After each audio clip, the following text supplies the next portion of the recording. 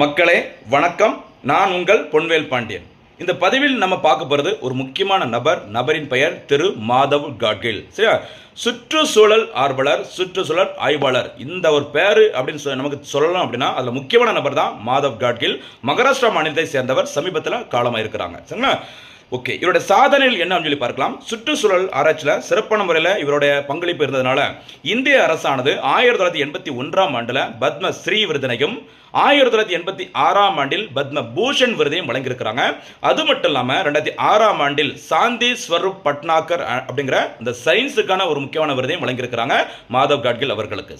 இது இந்திய அரசு வழங்கிய முக்கியமான விருது. அதே மாதிரி சர்வதேச லெவலில் ஓகேவா ஐக்கிய நாடுகள் சபையின் சாம்பியன்ஸ் ஆஃப் எர்த் அப்படிங்கிற விருது கடந்த 2024ஆம் ஆண்டிற்காக வழங்கப்பட்டது யாருக்கு அப்படின்னு பார்த்தா நம்முடைய மாதவ் காட்கில் அவர்களுக்கு தான்.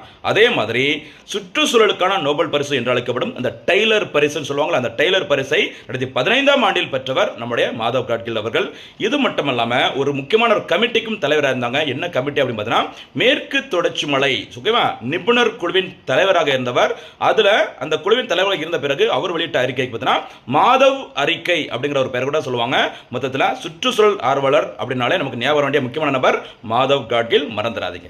இன்றைய பதிவிற்கான கேள்வி, 2024ஆம் ஆண்டிற்கான சாம்பியன்ஸ் ஆஃப் எர்த் என்ற விருதினை பெற்றவர் யார்?